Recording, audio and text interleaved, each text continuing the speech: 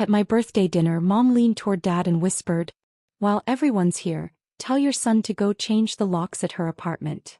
My brother nodded and left for an hour. When he came back, he looked paler than the tablecloth. "Mom," he whispered, voice trembling. "My name is Lauren Reeves, I'm 29, and if you think this ends with cake and candles, stay tuned." It was supposed to be a peaceful dinner, a rare truce. My parents, my brother Nathan, his wife, and a few relatives had gathered around a restaurant table I'd paid for. I told myself maybe this year would be different. Maybe Mom would remember it wasn't Nathan's world, and I wasn't a guest in my own life. But she did what she always does, turn my celebration into a strategy meeting. I caught her whisper, her words slicing through clinking silverware and forced laughter. "Change her locks," she said as if I wasn't sitting right there. Dad didn't hesitate. He never does. "Do it after dessert," he muttered. I didn't react. I just smiled, cut another piece of cake and watched my brother leave, car keys jingling like a warning.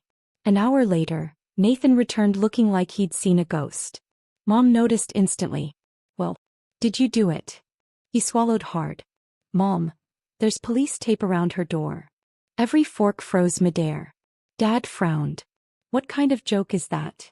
Nathan shook his head, voice shaking. "It's not a joke. There's an officer standing outside the apartment. He said no one's allowed in. There was an incident." The air in the room changed, cold, sharp, electric. Mom's face drained of color. "What incident?" she demanded. Before Nathan could answer, my phone buzzed on the table. An unknown number flashed across the screen. The message made my blood run cold. Reeves, this is Officer Grant from Portland PD. Please contact us immediately regarding your apartment." The room fell silent as I stood, chair legs screeching against the floor. Mom's voice quivered. "Lord, what's going on?" I didn't answer. I just grabbed my purse and walked out, ignoring the chorus of questions trailing behind me. Outside, the night air felt like glass against my skin. My car keys shook in my hand, but my mind was razor clear. If there was police tape at my home, something was very wrong. By the time I reached my apartment complex, 2 patrol cars were parked outside, red and blue shadows dancing across the brick walls. A uniformed officer stepped forward. "Miss Reeves." I nodded. "What happened?" He glanced at his clipboard. "You're the tenant, correct? We received a report of a break-in. Your door was forced open, but nothing appears stolen. We've sealed the scene for investigation." "A break-in?" I echoed. "Who?" He raised a hand gently. "We're reviewing footage. Do you have any idea who might have access to your keys?" I stared at him for a moment, then exhaled slowly. "My brother. Nathan Reeves." His pen froze mid-note. "And why would your brother break into your apartment?" The truth was heavy on my tongue. "Because my mother told him to." He looked up sharply. "Can you repeat that?" I nodded, steady now. "She asked him to change my locks tonight without my consent. I think he found something he wasn't supposed to." Before I could say more, his radio crackled. "We've got a match on the prints inside. Sending ID to command." The officer's expression changed instantly, surprise then unease. "Ms. Reeves," he said slowly, "you might want to sit down for this." I sat on the curb outside my apartment complex, the cold seeping through my dress. Officer Grant crouched beside me, cautious but firm. "Ms. Reeves," he said, glancing at his tablet, "the prints inside your apartment don't belong to your brother or to you." I frowned. "Then whose?" He turned the screen toward me. "A man named Thomas Hale. Does that name mean anything to you?" My breath caught. "Thomas. He's my landlord's nephew. He handles maintenance." Grant nodded. "He's currently in custody. We found surveillance footage. He broke into your apartment last night using a copied key. He's been under investigation for a series of unlawful entries across the complex." My stomach twisted. What was he doing inside? Grant hesitated. "You may want to see this yourself." He led me to the stairwell, the faint smell of dust and paint heavy in the air. My door stood half open, locks splintered. Inside, everything looked untouched, except for the photos. Every framed picture of me and Liam, my son, had been flipped face down. On the coffee table lay a single envelope. Grant gestured toward it. "That was on the couch when we arrived." My hands trembled as I opened it. Inside was a printed message. Tell your mother the truth. It always finds its way home. My throat went dry. This doesn't make sense, I whispered. Grant looked at me steadily. We're running forensics on the letter. Do you have any idea what this might mean? I stared at the words again. The phrasing, tell your mother, hit too directly. I stepped back, heart pounding. He wasn't breaking in to steal anything. He was delivering something. Delivering what? Grant asked. A message, I said softly. Meant for her, not me. Suddenly, my mother's panic at dinner didn't feel like control. It felt like fear. The next morning, I woke to 3 missed calls from Mom and 1 from an unknown number. Officer Grant's voicemail played first. Ms. Reeves, we've confirmed that Thomas Hale was paid by an anonymous bank transfer last week, traced back to an account under your mother's name. For a moment I couldn't move. The air in my apartment thickened, pressing against my chest. My mother had hired the man who broke into my home. I called Grant immediately. You're sure? Yes, he said, voice steady. The payment was listed as maintenance services, but given the timing and the note, it looks deliberate. We believe your mother may have been trying to retrieve something. I laughed bitterly. Retrieve what? I own nothing she can't already manipulate. Then I froze. The attic box, the one labeled Dad's business papers, which I'd found last month while cleaning. Inside were property deeds signed by both of them, but never declared in taxes. I hadn't told anyone. Grant's tone sharpened. Ms. Reeves, does your family have any history of financial disputes? History? I whispered. My mother's made a career out of them. Within the hour I was back at the station. The evidence folder on the table held photos of the letter, the broken door and the transaction records. Grant slid them toward me. Would you like to file charges against your mother? I hesitated. The word mother still felt sacred, but the woman it described didn't. Not yet, I said quietly. I want to know what she was so desperate to hide first. He nodded. Then you'll need to talk to her carefully. That evening I texted her. Dinner. My place. 7 p.m. No games this time. Her reply came within seconds. Fine, Mom's text read. But I hope you're ready for the truth. For the first time in my life I actually was. By 7 o'clock sharp the knock came, light, calculated, like everything she did. My mother stood at my door, dressed immaculately as if she were meeting a client. Not the daughter whose home she'd tried to have broken into. Lauren, she said, stepping inside without waiting for an invitation. Her perfume hit first, familiar, expensive, suffocating. You shouldn't have involved the police, she said. I folded my arms. You shouldn't have sent a criminal into my apartment.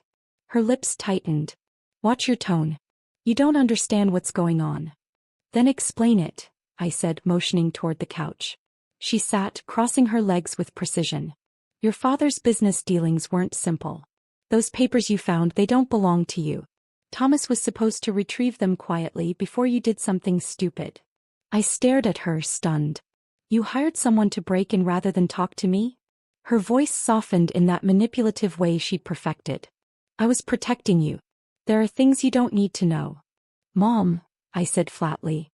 You've been protecting lies, not me. Her mask slipped. So you think you're smarter than us, Lauren? You have no idea what those documents could expose. Your father could lose everything. I let the silence stretch, then pulled out my phone and tapped the record button. You mean the undeclared properties? The offshore accounts listed under my social security number. Her eyes widened. What have you done? I learned how to stop being your pawn. She stood abruptly. You wouldn't dare ruin this family. I met her glare evenly. You already did, Mom. The only difference is I'm not covering for it anymore. Her face hardened into something cold and unfamiliar. You'll regret this. I smiled faintly. Maybe. But at least it'll be my regret. Outside, thunder rolled, like the world itself agreed. Lightning flashed against the windows as if the sky wanted to witness what came next. Mom paced in front of me, her heels clicking on the floor, each sound sharp as a blade. You don't understand what's at stake, Lauren, she hissed. If those documents go public, your father could face prison time. The family's reputation was already destroyed, I cut in. When you put my name on fake property deeds to hide your assets. Her face went still. The silence that followed was deafening. I found everything, I continued. Transfers under my ID. Signatures that aren't mine. Even emails to Thomas. You didn't just drag me into your lies, Mom. You built them on me. For the first time her voice cracked. You were supposed to trust us. I did. For 29 years. And all it got me was debt, therapy, and a lock changed by your son. She flinched. You wouldn't go to the police. You're not that cruel. I looked her dead in the eyes. You broke into my home, forged my name, and put my child at risk. What would you call that? Her shoulders slumped. A glimpse of the woman beneath the armor. We did it to protect the family, she whispered. No, I said softly. You did it to protect your image. When she finally turned to leave, she hesitated by the door. If you go through with this, she said, you'll never have a family again. I met her gaze steadily. Then maybe it's time I build one worth having. The door closed behind her with a hollow thud. Thunder rolled again, but this time it didn't scare me. It sounded like applause. Tomorrow the documents would go to the investigator. And the truth, my truth, would finally belong to me. The next morning I drove straight to the Financial Crimes Division. A folder of evidence sat on the passenger seat beside me. The rain had cleared, leaving the streets slick and shining, reflections of everything I was finally facing head-on. Officer Grant met me in the lobby. You're sure about this? He asked quietly. I'm done being their cover story, I said, handing him the file. Inside were the deeds, the wire confirmations, and screenshots of every message proving my parents had used my identity to hide money from federal audits. Years of deception condensed into neat paper stacks. He flipped through the documents, nodding slowly. This is airtight. Once this goes through, they'll open a full investigation. You'll be cleared of all liability. I exhaled, the weight in my chest finally loosening. Good. I've spent too long carrying their mistakes. That afternoon, I turned off my phone and drove to the hospital to pick up Liam from his follow-up appointment. He came running into my arms, holding a sticker the nurse had given him. Mom, I got a gold star. I laughed, kneeling to hug him. So did I, baby. You just can't see mine yet. When we got home, I opened my laptop and typed one final email to my mother. The files have been turned in. Please stop contacting me. If you need a lawyer, I recommend the same one who told me to protect myself. Then I hit send and closed the laptop. No trembling. No guilt. Just clean silence. That night, while Liam slept, I stood by the window watching city lights flicker like a pulse returning to life. They'd built a world on lies. I'd learned to live without them. And that finally felt like justice. A month later, the investigation became public. News outlets ran headlines like, "Local couple under federal review for identity fraud. Daughter reported as victim." I didn't watch the coverage. I didn't need to. I'd already lived the headline. The bank seized their hidden accounts. My father resigned from his company in disgrace. My mother stopped calling, not out of respect but out of shame. For once, silence from her wasn't punishment. It was peace. Officer Grant called to update me. The case will go to court soon. You've been cleared entirely. You did the right thing, Ms. Reeves. I thanked him, then looked at Liam playing on the floor, his toy cars lined up in perfect rows. He didn't know the details, but he knew what mattered. His mother wasn't afraid anymore. That night, I hosted a small dinner at home. Just a few friends who'd stood by me through everything. We're not toasting to revenge, said my friend Nina, raising her glass, but to freedom. And to starting over, I added. She smiled. And to never apologizing for protecting yourself. After everyone left, I tucked Liam into bed and stood for a long moment by the window. The city lights below looked softer now, like forgiveness spread across glass. I thought of my parents, not with anger but with clarity. They taught me the most brutal lesson. Love without boundaries becomes a weapon. The next morning, I mailed a single envelope to the district attorney's office. The last missing document linking their offshore account. No note. No explanation. Just truth. When I sealed it, I whispered, "This ends here."